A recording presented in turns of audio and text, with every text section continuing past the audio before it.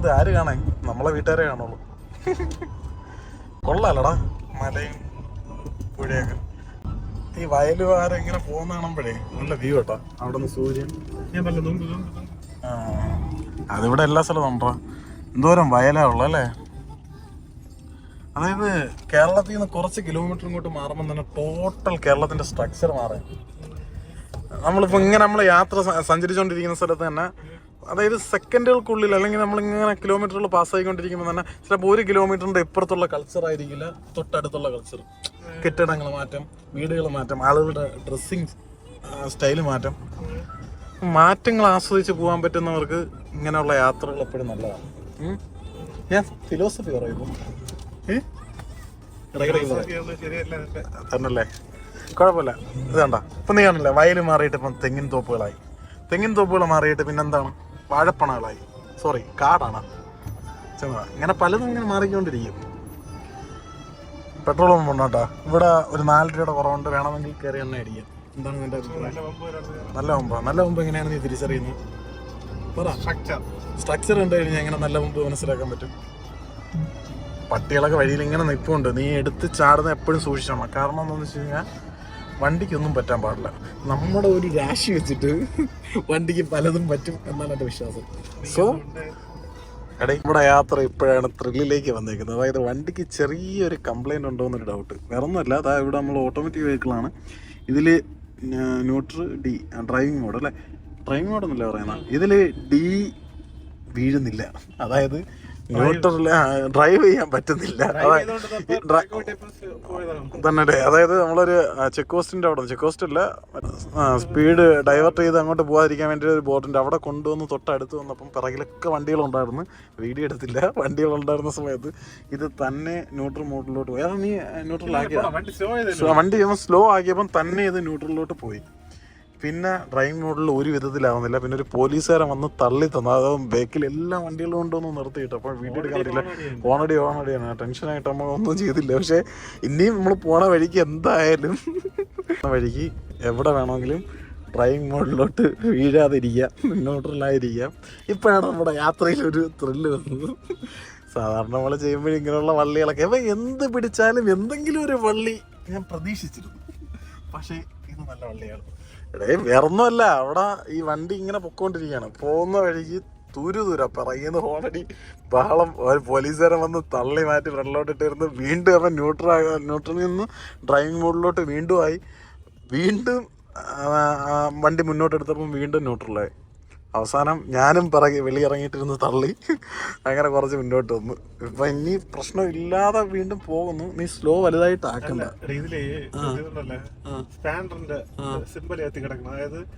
സർവീസിന്റെ എന്തോ പ്രശ്നമുണ്ട്. എവിടെ? ശരിയാണ്. നമ്മൾ മധുരൈ എത്തിയിരിക്കുകയാണ്. മധുരൈ ടോൾ പോസ്റ്റ് ആണ്. ഈ അവസരത്തിൽ നിനക്ക് എന്താണ് പറയാനുള്ളത്? എനിക്കെന്ത് പറയാം? പറ എന്തെങ്കിലും.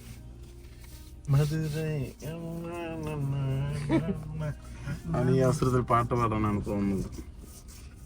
നിനക്ക് എന്താണ് തോന്നുന്നത്? ഞാനിപ്പോൾ നിൽക്കുന്നത് മധുരൈ ചെക്ക് പോസ്റ്റ് ഒക്കെ കഴിഞ്ഞിട്ട് ദിണ്ടിഗൽ ആ ഒരു റൂട്ടിലാണ് നിൽക്കുന്നത്. ഇതുവഴി നമുക്ക് കോയമ്പത്തൂർ പോകാനായിട്ട് കഴിയും. മധുരയിൽ നിന്ന് ഇങ്ങനെ പോയി കഴിഞ്ഞാൽ കോയമ്പത്തൂരാണ്. നമുക്ക് കോയമ്പത്തൂർ നമ്മൾ ടച്ച് ചെയ്യുന്നില്ല, നേരെ സേലം വഴിയാണ് പോകുന്നത്. അപ്പം ഞാൻ നിൽക്കുന്ന സ്ഥലത്തിൻ്റെ ഒരു പ്രത്യേകത ഉണ്ട്. ഇതിന് മുന്നേ വരിക പണ്ടെന്ന് പറയുമ്പോൾ ഇതൊരു 3-4 വർഷം മുന്നേ ഞാനും എൻ്റെ ഒരു ഫ്രണ്ടും കൂടെ കോയമ്പത്തൂർ പോകാനുള്ളൊരു ആവശ്യമായിട്ട് ഇതുവഴി വരെയാണ്. അപ്പോൾ ഇവിടെ കറക്റ്റ് ഈ ഹോട്ടലിൽ ഇപ്പം നിങ്ങൾ കാണുന്ന ഹോട്ടലിൽ വന്ന് ഫുഡ് കഴിക്കാൻ വേണ്ടി വരെയാണ്. അപ്പോൾ ഇതിന് തൊട്ടടുത്ത് വേറൊരു ഹോട്ടലും കൂടെ ഉണ്ട്. ഹോട്ടലല്ല, തട്ടുകടകൾ. ഇവിടെ ഈ ഒരു റൂട്ടിൽ ലോറിക്കാർക്കൊക്കെ വേണ്ടിയിട്ട് ഇഷ്ടം പോലെ തട്ടുകടകൾ നിരത്തിയുണ്ട്. ഒന്നൊന്നുമല്ല, ഒരുപാടുണ്ട്. ഇവിടെ നിന്ന് ഇറങ്ങി അങ്ങോട്ട് നോക്കുകയാണെന്നുണ്ടെങ്കിൽ ഒരു 50 മീറ്റർ ഗ്യാപ്പിൽ ഇങ്ങനെ തട്ടുകടകളാണ്. അപ്പോൾ ഈ 2 തട്ടുകടകളും അടുത്തടുത്താണ് നിൽക്കുന്നത്. നമ്മൾ ഈ വണ്ടി കൊണ്ടുവന്ന് ബൊലേറോ ആണ്, അത് കൊണ്ടുവന്ന് പാർക്ക് ഈ 2 ഹോട്ടലിൻ്റെ ഇടയിൽ കൊണ്ടുവന്ന് പാർക്ക് ചെയ്തു. അപ്പം ഒരു ഹോട്ടലുകാരൻ വന്ന് മാടി വിളിക്കുന്നത് ഇങ്ങോട്ട് പോകാന്ന് പറയാം. നമുക്ക് കൺഫ്യൂഷനായി എങ്ങോട്ട് പോകണം എന്നുള്ള രൂപത്തിൽ ഒരു സംശയം വരെയാണ്. കാരണം നമ്മൾ ഇതിൻ്റെ ഇടയിൽ നിന്ന സമയത്ത് ഒരുത്തം വന്നിട്ട് മാടി വിളിച്ച് നമ്മളെ വാന്ന് പറഞ്ഞ് നമ്മൾ അങ്ങോട്ട് നടന്നപ്പം മറ്റേ ഹോട്ടലിലെ ആൾ, അതായത് മറ്റേ തട്ടുകടയിലെ ആൾ എവരുമായിട്ട് ഉടക്കുകയും അവിടെ കിടന്ന് അടിയാവുകയാണ്. അടിയാവുന്നത് വെച്ചാൽ മറ്റവും വെട്ടുകത്തി എടുത്തുകൊണ്ട് വരുന്നത് ഇവ ഇങ്ങനെയാണ്, എല്ലാ കസ്റ്റമറിനെ എങ്ങനെ പിടിക്കണം അങ്ങനെയാണെന്ന് പറഞ്ഞുകൊണ്ട് ഇപ്പോൾ ഇവ അങ്ങോട്ടും ഇങ്ങോട്ടും അടിയാവുന്ന ഒരു കമ്പെടുത്ത് അവൻ്റെ കമ്പി എന്തോ എടുത്തിട്ട് തലക്കടിക്കുന്നു. അപ്പോൾ അതും കൊണ്ടുകൊണ്ട് തല ഇങ്ങനെ കിറങ്ങി ആടി ഈ ഒരു സ്ഥലം വഴി, ഈ റോഡ് വഴി അങ്ങോട്ട് നടന്നു ഏതോ ഒരു വഴി കൂടെ ഇവ അതിൻ്റെ മറ്റവൻ പിറകെ പോയി. അപ്പോൾ ഇത് പറഞ്ഞപ്പോൾ അത് വിട് നമ്മളവിടെ നിന്നുകൊണ്ട് സംസാരിക്കാം. എൻ്റെ കൂടെ ഉള്ളത് സുജിൻ എന്ന് പറഞ്ഞ ഒരു തമിഴ് ഭാഷ അറിയാവുന്ന തമിഴ്നാട്ടിലുള്ള ഒരു അണ്ണനാണ്. പുള്ളിക്കാരൻ അവരുടെ അടുത്ത് വിട്ടുകളാ, അതൊന്നും പരവായില്ല, നിങ്ങൾ എന്തിനാ ഇങ്ങനെ പ്രശ്നം ഉണ്ടാക്കുന്നതെന്നുള്ള രൂപത്തിൽ അയാൾ സംസാരിക്കണം. അപ്പം അവിടെ അപ്പം അന്നാണ് എനിക്ക് മനസ്സിലാവുന്നത് തമിഴ്നാടിൻ്റെ രാഷ്ട്രീയം എന്താണെന്ന്. അതായത് പക്ക ജാതി വെച്ചിട്ടുള്ള കളികളാണ് ഇവർ അവിടെ പറഞ്ഞു വരുന്നത് വെച്ചാൽ. അപ്പം നമ്മുടെ ജാതിയല്ല, നമ്മുടെ ജാതിയിൽ അവന് പണ്ട് ഇതുണ്ട് എന്നുള്ള രൂപത്തിൽ ജാതിയെ അവിടെ ഒരു അടിക്ക് വേണ്ടി, അതായത് തമ്മിലുള്ള തട്ടുകടയിൽ ഒരു കസ്റ്റമറിനെ നഷ്ടപ്പെടുന്നത് ജാതിയിലേക്ക് കൊണ്ടുവരികയാണ്.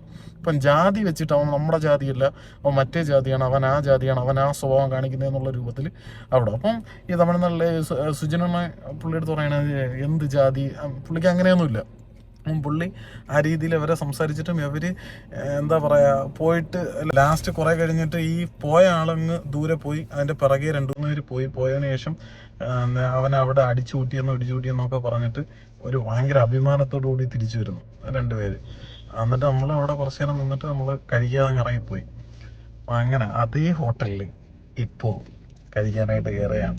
ഓക്കെ, ഒരു ഡിഫറെൻ്റ് എക്സ്പീരിയൻസ് ആയിരിക്കും. ഹോട്ടൽ ഇവിടെ മറ്റോ ആയിരുന്നു, മറ്റേ ഹോട്ടലെന്ന് തോന്നുന്നു. ഇത് തന്നെ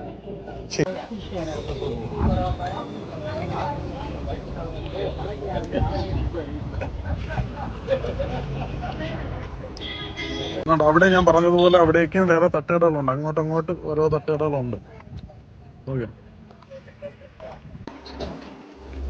അയ്യോ പോയിടാ കേട്ടോ.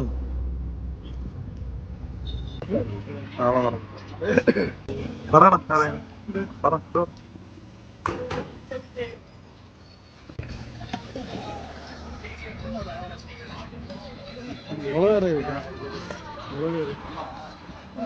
മുളക് കറി എടുക്കാം. ഇതെന്നാ തമിഴ് മുളക് റെഡ് ചട്നി, മുളക് ചട്നി, മുളക്. ഓക്കെ, മല്ലി ചട്നി, തേങ്ങ ചട്നി,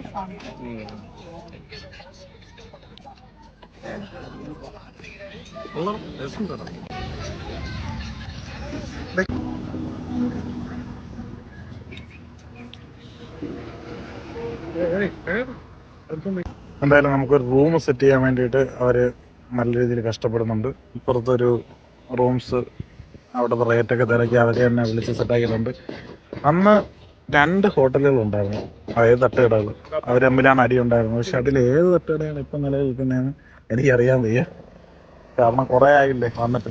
അന്നത്തെ ഓർമ്മയിൽ ഇതാണ് അടി കിട്ടിയ കട. ഓക്കെ, എന്തായാലും അവിടുത്തെ എന്താടാ സ്റ്റേ ഇവിടെ നടക്കൂല. ഫുഡൊക്കെ വൃത്തി ഇത്തിരി കുറവാണെന്നുണ്ടെങ്കിലും നല്ല ടേസ്റ്റ് ആയിരുന്നു. അല്ലടാ, ഫുഡൊക്കെ ഉണ്ടായിരുന്നു. അപ്പൊ നമുക്ക് നല്ലൊരു പ്രകൃതി രമണീയമായിട്ടുള്ള ഒരു പ്ലേസ് കിട്ടിയിട്ടുണ്ട്. അടുത്തൂടെ ട്രെയിൻ ഓടുന്ന ഒരു തെങ്ങിൻ തോപ്പുള്ള ഒരു പ്രകൃതി രമണീയമായിട്ടുള്ള സ്ഥലം ഫോർ സ്റ്റേ. വേറൊന്നുമല്ല, പമ്പ്. കാരണം റൂമിനൊക്കെ നല്ല റേറ്റഡേ. വെറുതെ അതിന് ബജറ്റ് കളയാനില്ല, ഈ വണ്ടിയൊക്കെ കിടന്നുറങ്ങാം. അപ്പോൾ ഇതാണ് നമ്മുടെ ഇന്നത്തെ സ്റ്റേ പ്ലേസ്. സേഫായിട്ട് വണ്ടി ഇടണമല്ലോ, എവിടെയെങ്കിലും കൊണ്ടിട്ട് കഴിഞ്ഞാൽ ചിലപ്പോൾ വണ്ടിയുടെ ടയറും കാണൂല, ഒന്നും കാണൂല. എല്ലാം തിരിച്ച് നമ്മൾ ഫിറ്റ് ചെയ്ത് കൊടുക്കേണ്ടതായിട്ട് വരും. ഇവിടെ അകത്തോട്ട് കയറ്റി അവിടെ ആ പമ്പിൽ നിന്ന് തന്നെ എണ്ണ അടിക്കുക. അതിനുശേഷം എന്ത് ചെയ്യുക, കുറച്ച് എണ്ണ അടിച്ചിട്ട് അവിടെ കിടക്കാം. അപ്പൊ നമ്മൾ ഇവിടെ കിടക്കുന്നു. ഇതാണ് നമ്മുടെ സേഫ് പ്ലേസ്. ഈ വെട്ടം അടിക്കാതെ, ഈ വെട്ട് കണ്ണിലടിക്കാത്ത തരത്തിൽ കൊണ്ടിടും. അപ്പൊ ഇതിന് വൃത്തിക്ക് കിടന്നുറങ്ങാൻ പറ്റും. അപ്പോൾ